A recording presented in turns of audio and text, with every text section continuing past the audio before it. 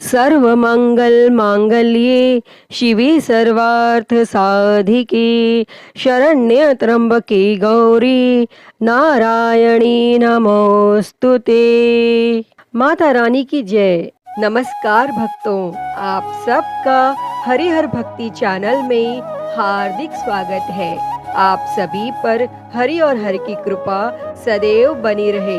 प्रिय भक्तजनों, आप सभी को मासिक दुर्गा अष्टमी की बहुत बहुत शुभकामनाएं। माता रानी की कृपा आप सभी पर सदैव बनी रहे। प्रिय भक्तों, हर महीने शुक्ल पक्ष की अष्टमी तिथि के दौरान दुर्गा अष्टमी का व्रत किया जाता है। इस दिन श्रद्धालु दुर्गा माता की पूजा करते हैं और उनके लिए पूरे दिन का व्रत करते हैं। मुख्य दुर्गा अष्टमी, जिसे महाअष्टमी कहते हैं, वह आश्विन माह में 9 दिन की शारदीय नवरात्रि उत्सव के दौरान पड़ती है और संस्कृत की भाषा में दुर्गा शब्द का अर्थ होता है अपराजित, अर्थात जो किसी से भी कभी पराजित नहीं हो, और अष्टमी का अर्थ होता है 8वां दिन। इस अष्टमी के दौरान महिषासुर नामक राक्षस पर देवी दुर्गा ने जीत हासिल की थी और इस दिन देवी ने अपने भयानक और रौद्र रूप को धारण किया था। इसीलिए इस दिन को देवी भद्रकाली के रूप में भी मनाया जाता है। इस दिन का महत्व इसलिए और बढ़ जाता है क्योंकि इस दिन दुष्ट और क्रूर राक्षसों को उन्होंने मारकर सारे ब्रह्मांड को भय मुक्त किया था। और इस दिन जो भी पूरी भक्ति और श्रद्धा से पूर्ण समर्पण के साथ दुर्गा अष्टमी का व्रत करते हैं, उनके जीवन में खुशी और अच्छे भाग्य का आगमन होता है। प्रिय भक्तों, मासिक दुर्गा अष्टमी की व्रत कथा सुनने से पहले माँ दुर्गा पर भक्ति भाव रखने वाला एक उनके परम भक्त की एक छोटी सी कहानी सुनते हैं।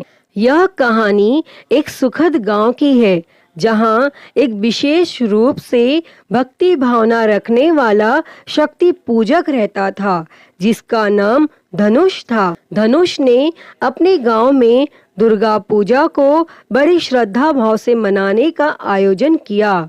उसने अपनी पूरी संपत्ति से इस पूजा की व्यवस्था की और सभी गांव वालों को आमंत्रित किया। और दुर्गा अष्टमी के दिन धनुष ने माँ दुर्गा को विशेष रूप से आमंत्रित किया और उनसे अपने गांव और उसके लोगों की रक्षा करने का वचन लिया।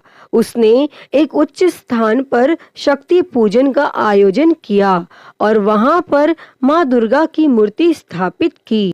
धनुष ने समुद्र से प्राप्त किए गए सुंदर रत्नों से संजीवनी अभिषेक किया और माँ की कृपा के लिए प्रार्थना की और माँ दुर्गा ने धनुष की भक्ति को प्रसन्नता से स्वीकार किया और उसको आशीर्वाद दिया। और उसी समय गांव में आक्रमणकारी राक्षस बुरी शक्तियों ने आक्रमण किया और धनुष ने अपनी शक्ति का दिखावा करते हुए माँ दुर्गा की कृपा से उन्हें पराजित किया। गांव में शांति और सुरक्षा की स्थिति स्थापित हुई और धनुष ने अपनी भक्ति और आस्था के साथ माँ दुर्गा का आभास किया। अतः प्रिय भक्तों, इस कथा से हमें यह सीखने को मिलता है कि माँ दुर्गा की भक्ति और आस्था से भरा हृदय हमें समस्त संघर्षों से पार करने में सहायक हो सकता है और उनका आशीर्वाद हमें सदैव प्राप्त रहेगा। और जो कोई भी मनुष्य मासिक दुर्गा अष्टमी का व्रत करते हैं तो यह व्रत तब पूरा माना जाता है जब वह मासिक दुर्गा अष्टमी की व्रत कथा को पढ़ते अथवा सुनते हैं। आप सभी प्रेम से बोलिए माता रानी की जय। पौराणिक मान्यताओं के अनुसार प्राचीन काल में असुर दंभ को महिषासुर नाम के एक पुत्र की प्राप्ति हुई थी, जिसके भीतर बचपन से ही अमर होने की प्रबल इच्छा थी। अपनी इस इच्छा की पूर्ति के लिए उसने अमर होने का वरदान हासिल करने के लिए भगवान ब्रह्मा जी की घोर तपस्या आरंभ की और महिषासुर द्वारा की गई इस कठोर तपस्या से भगवान ब्रह्मा जी प्रसन्न हुए और उसे मनचाहा वरदान मांगने को कहा। और ऐसे में महिषासुर, जो सिर्फ अमर होना चाहता था, उसने ब्रह्मा जी से वरदान मांगते हुए खुद को अमर करने के लिए उन्हें बाध्य कर दिया। परंतु भगवान ब्रह्मा जी ने महिषासुर को अमरता का वरदान देने की बात यह कहते हुए टाल दी कि जन्म के बाद मृत्यु और मृत्यु के बाद जन्म निश्चित है, इसीलिए अमरता जैसी किसी बात का कोई अस्तित्व नहीं है। और जिसके बाद भगवान ब्रह्मा जी की बात सुनकर महिषासुर ने उनसे एक अन्य वरदान मांगने की इच्छा जताई और कहा कि ठीक है स्वामी, यदि मृत्यु होना तय है तो मुझे ऐसा वरदान दे दीजिए कि मेरी मृत्यु किसी स्त्री के हाथ से ही हो। इसके अलावा अन्य कोई दैत्य, मानव या देवता कोई भी मेरा वध ना कर पाए। और फिर उसके बाद ब्रह्मा जी ने महिषासुर को दूसरा वरदान दे दिया और भगवान ब्रह्मा जी द्वारा वरदान प्राप्त करते ही महिषासुर अहंकार से अंधा हो गया और इसके साथ ही बढ़ गया उसका अन्याय। मौत के भय से मुक्त होकर उसने अपनी सेना के साथ पृथ्वी लोक पर आक्रमण कर दिया। इससे धरती पर चारों तरफ से तबाही मच गई। उसके बल के आगे समस्त जीवों और प्राणियों को नतमस्तक होना ही पड़ा, जिसके बाद पृथ्वी और पाताल को अपने अधीन करने के बाद अहंकारी महिषासुर ने इंद्रलोक पर भी आक्रमण कर दिया, जिसमें महिषासुर ने इंद्रदेव को पराजित कर स्वर्ग पर भी कब्जा कर लिया। और महिषासुर से परेशान होकर सभी देवी देवता त्रिदेवों अर्थात भगवान महादेव, भगवान ब्रह्मा और भगवान विष्णु के पास सहायता मांगने पहुँचे। इस पर भगवान विष्णु जी ने उसके अंत के लिए देवी शक्ति के निर्माण की सलाह दी, जिसके बाद सभी देवताओं ने मिलकर देवी शक्ति को सहायता के लिए पुकारा। और इस पुकार को सुनकर सभी देवताओं के शरीर में से निकले तेज ने एक अत्यंत ही खूबसूरत सुंदरी का निर्माण किया और उसी तेज से निकली माँ आदि शक्ति, जिसके रूप और तेज से सभी देवता भी आश्चर्यचकित हो गए। और त्रिदेवों की मदद से निर्मित हुई देवी दुर्गा को हिमवान ने सवारी के लिए सिंह दिया और इसी प्रकार वहां मौजूद सभी देवताओं ने भी मां को अपने एक एक अस्त्र शस्त्र सौंपे। और इस तरह स्वर्ग में देवी दुर्गा को इस समस्या हेतु तैयार किया गया।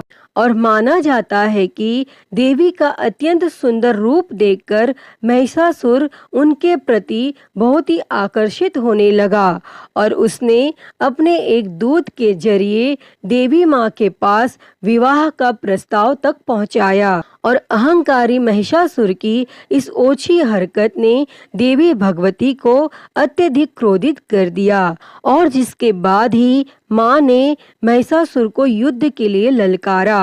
और माँ दुर्गा से युद्ध की ललकार सुनकर भगवान ब्रह्मा जी से मिले वरदान के अहंकार में अंधे हो चुके महिषासुर उनसे युद्ध करने के लिए तैयार भी हो गया। और इस युद्ध में एक एक करके महिषासुर की संपूर्ण सेना का माँ दुर्गा ने सर्वनाश कर दिया। और इस दौरान माना यह भी जाता है कि यह युद्ध पूरे 9 दिनों तक चला, जिस दौरान असुरों के सम्राट महिषासुर ने विभिन्न रूप धरकर देवी माँ को छलने की कई बार कोशिश की, लेकिन उसकी सभी कोशिश आखिरकार नाकाम रही और देवी भगवती ने अपने चक्र से इस युद्ध में महिषासुर का सिर काटते हुए उसका वध कर दिया। अंततः इस तरह देवी भगवती के हाथों महिषासुर की मृत्यु संभव हो पाई और माना जाता है कि जिस दिन माँ भगवती ने स्वर्गलोक, पृथ्वीलोक और पाताल लोक को महिषासुर के पापों से मुक्ति दिलाई, उस दिन से ही दुर्गा अष्टमी का पर्व प्रारंभ हुआ।